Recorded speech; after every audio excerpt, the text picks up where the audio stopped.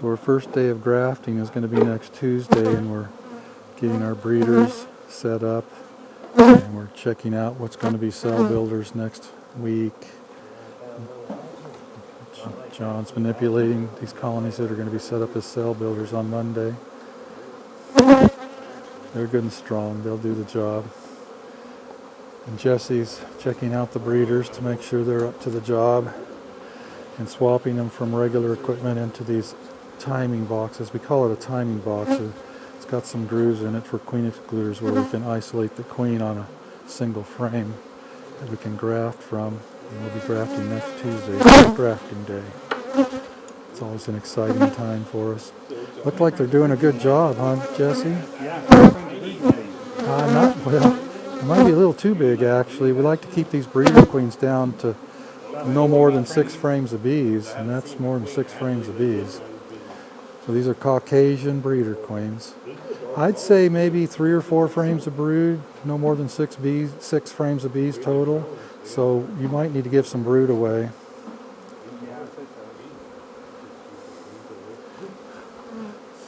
Selena, do you need a boost over there? Because Jesse's... I got a small one. Okay. Jesse's going to have a little extra brood too, so... We got 2 pole line breeders over here. We got these 2 queens from Frank Rinkovich down at the Baton Rouge lab in Louisiana. These are interesting queens. They're chosen by him and his crew.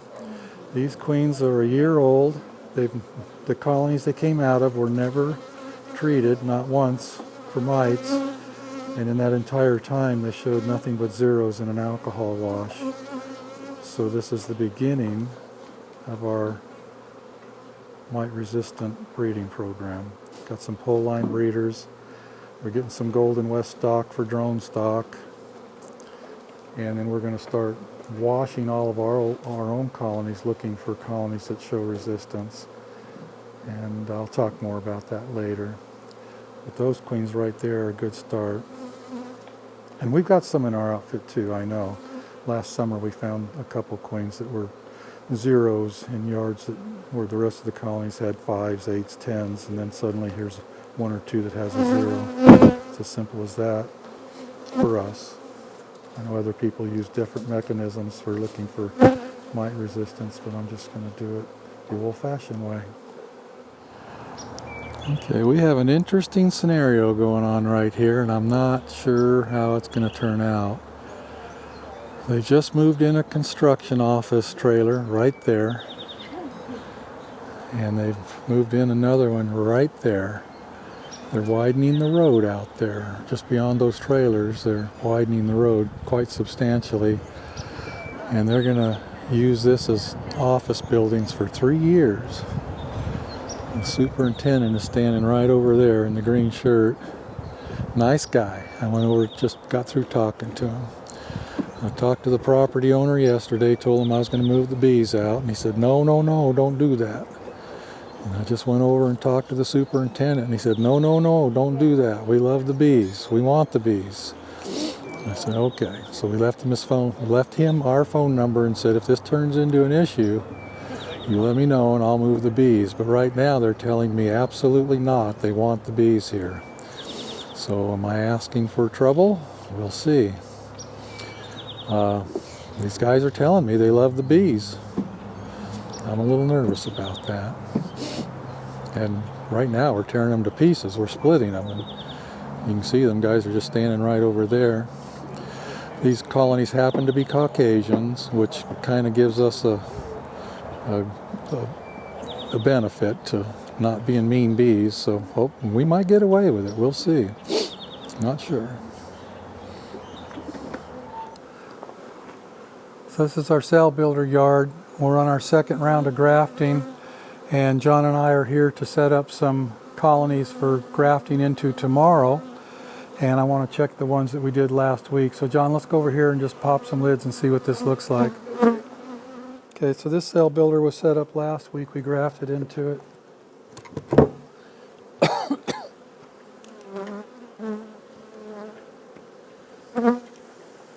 The other one I looked at over there was doing a really good job. I don't hopefully this one's doing just as well. We set up 3 this week. We either do 3 or 4 cell builders a week this time of year. We used to do a lot more, but our outfit's a lot smaller, so we don't need as many.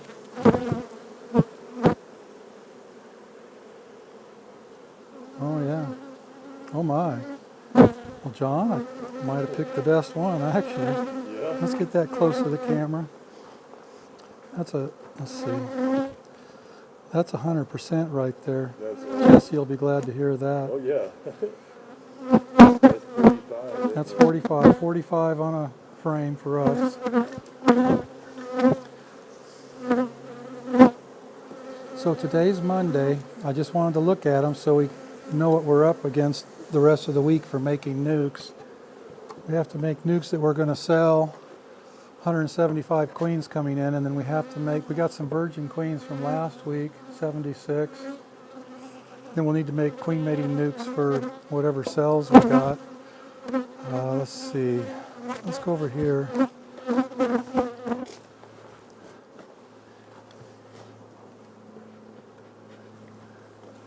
And that one is 1, 2. That's the one I already checked, and it's got a lot in it. It's got 45, 44, 45 in it.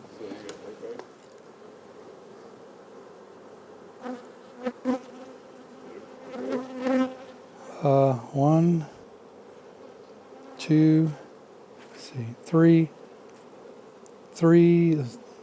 4 misses on this one, so there's 41 cells on here.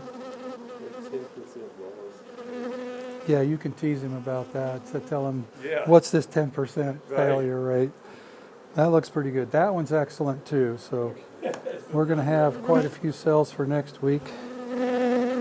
Well, actually, it's this week, so we'll harvest these cells on Wednesday, put them in an incubator. They're scheduled to hatch Friday night, Saturday morning, and we'll have queen mating nucs to put them in on Friday afternoon.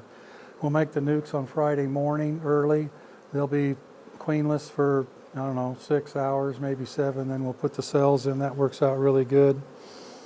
So we'll be back into this yard for grafting tomorrow. These are the cell builders we just set up.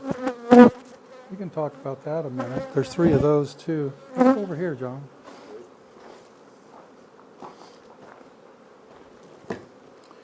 This colony is set up as a cell builder. We put the queen upstairs with maybe 4 or 5 frames of bees and maybe 6 or 7 frames of brood. Shook most of the bees down. This box is now loaded with bees. It's queenless. We just fed it. It's got some frames of pollen in it and no brood. And tomorrow we will graft into that box. We got 3 of those set up. If somebody's interested in this process, we have a video out on it that's pretty good. It's just simply called How We Produce Queens. I'd recommend looking at that if you're interested in making queens. So we will be back here tomorrow. Thank you, John. We have a very nice stand of autumn olive right here. It's very lovely. Makes good honey. We don't have a tremendous amount in our area, but we have some, and it's increasing all the time. Some people say it's invasive. It might be, because I'm seeing more and more of it every year. I'm standing 20 feet away from it, and it's very fragrant. It smells really good. I can see bees on it. And I have purchased autumn olive honey from other people up in Michigan and other spots, and they swore it was autumn olive, and it was really good honey. And I'm glad to see it coming in around here. Maybe the general public doesn't like to see it, but as a beekeeper, I'm happy to see it coming more and more every year.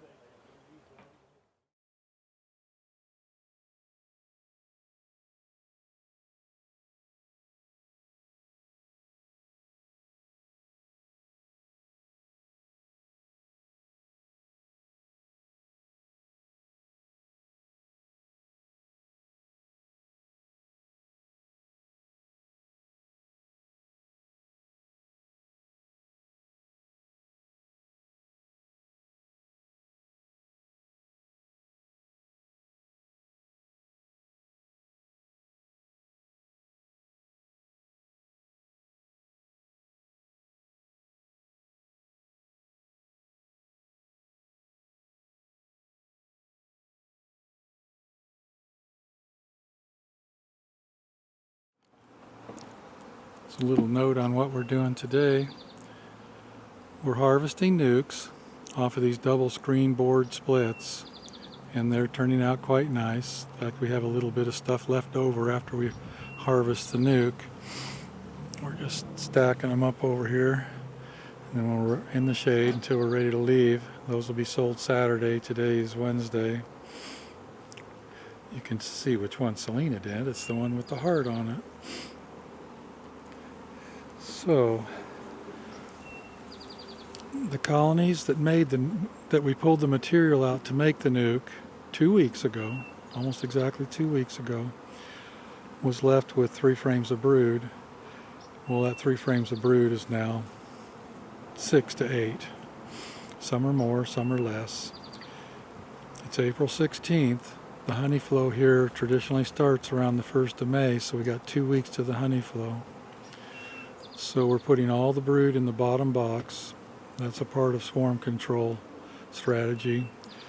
And so far we're averaging 7 to 9 frames of brood in the bottom. If one has more, we're equalizing it by taking some of the brood away and giving it to a smaller one. We've run across 1 or 2 that only had 5 or 6 frames of brood, so we're boosting those up to be 7 at least. And then the top box, we're taking the black feeders out also. We're taking our 1.5 gallon inside feeders out now. We're done feeding. That top box is going to be relatively empty after we do this equalizing. Might be a frame or 2 of minor brood like eggs or something like that, but we're trying to leave that box very empty on purpose because it's actually going to become a honey super later on. So we're going to come back in 7 days. That's a week before the honey flow starts. And we're going to put a medium super on these things just to give them space. Don't want them to ever think they're running out of space this time of year. Guaranteed to build swarm cells. And then about 2 weeks after that, we'll come down and shake all the bees or somehow find the queen, put her in the bottom box, put an excluder on it, then put the second deep back on. And as the brood hatches out of that box, it will become a honey super. And then, of course, hopefully they'll be doing well and we'll be able to put another medium super on at that time. It's early. There's no way to predict what the honey flow is going to be until it's actually happening. Also at this time, the ones behind me are finished. We're leaving the lids cracked a little bit for extra ventilation. And when we come back in 7 days, we'll make sure that they're cracked like that. We might even leave the super pushed back a little bit so there's another entrance just underneath the super. I know it sounds odd, and this is just casual observation. I can't prove this and haven't done any research on it, but I think if you leave a colony excessive entrances, like crack the super, crack the lid, maybe even crack 2 supers, it helps with swarming. It's not bulletproof. It doesn't guarantee that the colony won't swarm, but I've noticed over the years that you will have less swarming if they have plenty of entrances. Again, crack the lid, crack the super back 3/4 of an inch. So it's all going pretty good. We're in Mountain City, Georgia. Let's go pick on John here and see what he's done. Okay, John, how many frames of brood? Right, yeah, 9. 9 frames of brood, okay. Yeah, 9. And no brood in the top. No brood in the top, no. Yeah, Just okay. some fruit. We are done feeding. I don't want to take the chance of getting sugar water in these Yeah. upper boxes. Okay. So you running into the same thing? Yes, 7 to mine- 9 broods? Mine's going to be about 8, and then I have 2 pretty heavy frames of food. That'll be good enough. It all goes in the bottom box. The top one will be relatively empty so it can become a honey super. These colonies are all Caucasian. We're actually going to bring some queen mating nucs in here later, probably tomorrow or the next day, to mate with these Caucasians. And the my nucs have been turning out good. I guess your guys... Yeah, 4 heavy frames of brood and then a really solid food. Yeah, perfect nucs. Yeah, they're all. So Selena likes to put a little heart on the ones she thinks Yeah. need special attention. That means Those really are the good. Extra good ones. Extra good one, yeah. All right. So far, so good here at the construction site on this highway. They moved these office trailers in here and said, please leave the bees, and we did. I haven't got a phone call yet. Yep. Frame of brood. Yeah, lots of good brood here. Pollen's coming in. Not much nectar, but that's coming soon. 1 or 2 frames will get us to the nectar flow, I believe. Let's just hope it doesn't rain for 2 weeks straight. If it does, we're going to wish the feeders were back in here.